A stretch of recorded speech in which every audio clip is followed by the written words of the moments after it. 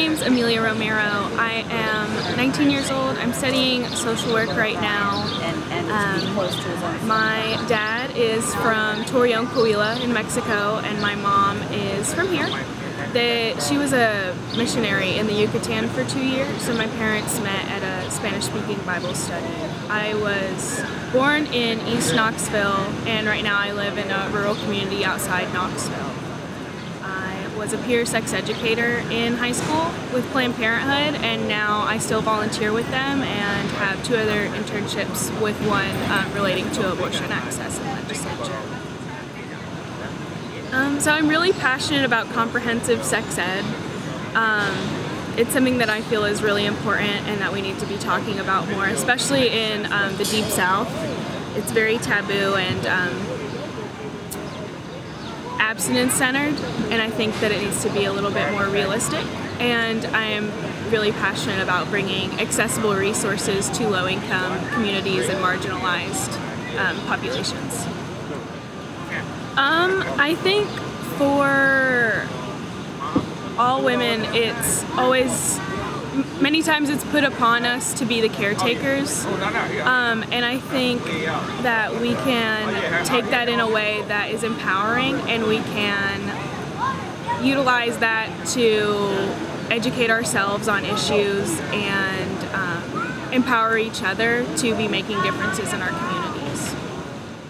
Yeah, so I have an internship with an organization that does work with homeless folks and people on the verge of homelessness. We help with just from people like keeping their lights on to getting their back rent paid. I usually do interviews with folks to see immediate needs, like bus passes for doctor's appointments or job interviews, or just like simple hygiene products if that's what they need. And I have another internship doing abortion access in legislature, so attending conferences, doing workshops on sex ed or abortion storytelling. That's kind of what I'm about. Yeah, so I did speak at a rally protesting the nomination of Judge Kavanaugh, and obviously it was with Planned Parenthood, so it was centered around the possibility of Roe v. Wade being overturned. And I think it's important whenever we talk about abortion to also include comprehensive sex education.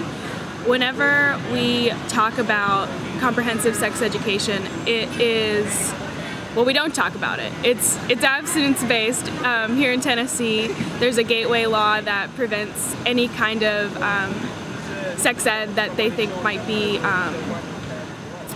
like advocating for sex, like premarital sex. And whenever we teach sex, we need to be more realistic with young folks. A lot of times we don't talk about sex until somebody gets pregnant. And whenever we implement more in-depth, realistic approaches to sex, giving kids the resources that they need to make informed decisions, then we can, first of all, prevent somebody from having to make the difficult choice of abortion, which should always be an option.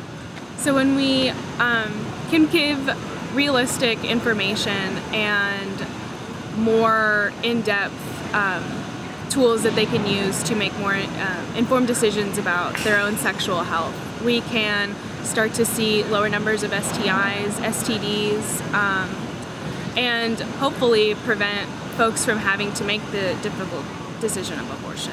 So comprehensive sex ed is something that we really need to be talking about. We need to be funding. We need to be supporting young folks when they come to us with questions about sex. And most importantly, we need to be like realistic about sex. So the Me Too movement is a really important conversation that we're having, and I think a big misconception is that these women are doing this like for attention, where in reality, very, very, very few rapists actually get to trial. First of all, they just aren't reported, and then second, if they are, they usually don't make it to trial. If they make it to trial, it's very not likely that they will be actually convicted of the crime. And these women are not, rape isn't more prevalent than it ever has been. Like, it's something that's always happened. It's just something that we're actually talking about now and holding men accountable for. I think how we can incorporate Me Too into our lives is, first of all, not putting the responsibility on women to prevent themselves being raped, but to hold men accountable for their actions and teaching folks very young what consent looks like and how you can have that conversation in a way that isn't like not sexy or not ruining the mood. It can just be like just a check-in, and then on top of that, like checking other people for their actions too. Like, it's important to also be checking your male peers whenever you hear them make a comment that is questionable, and just being like, hey, like, that's not very cool, and making sure that everyone is doing what they can. So we're seeing the Me Too movement picking up more traction now with the Kavanaugh proceedings, and it's just really crazy how this has turned from a job interview to putting this poor woman on trial for having lived this experience. And all it takes is an FBI investigation, which this man's not complying with.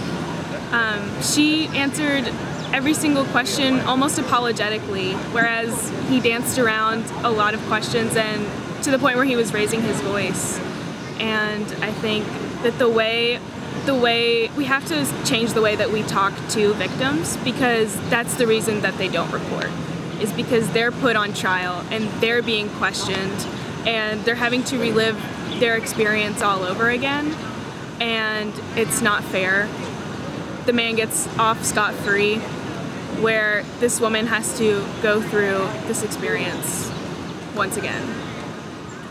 So as a victim of sexual assault, I know that that's why I didn't report. It was a similar experience. I was at a party, I was really young, didn't understand how much alcohol my body could handle at that age.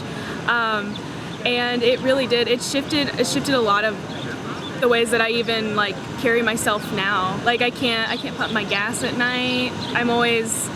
Every woman knows like how you walk at night with your keys, like almost like brass knuckles. And I am like very wary of not putting my drink down, making sure that I'm only drinking with people that I fully trust and know very well, and just constantly having to be aware of your surroundings and questioning every person who approaches you in that setting, in that context.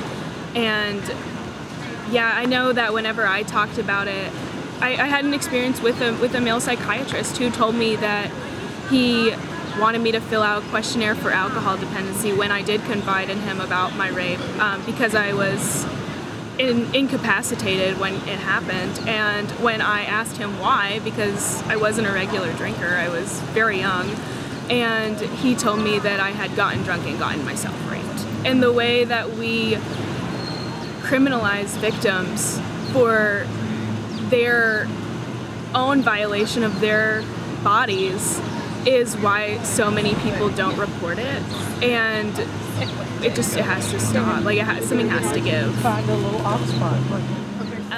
So what I hope my future looks like is, after getting my master's in social work, hopefully working with nonprofits. I'm not exactly sure where I want to be, but what I know for sure is that I want to use my knowledge and my skills to help marginalized communities and populations that are marginalized by society and just neglected. And I don't think that I will end up having kids. It's not really something that I'm thinking about right now, but I think that I probably won't land there. When I look back on my life, I want to know that I always did the best that I could, and that I lived the best life that I could and helped as many people as I could, and left a mark with all the actions that I took. My name is Emilia Romero, and I'm a woman with vision.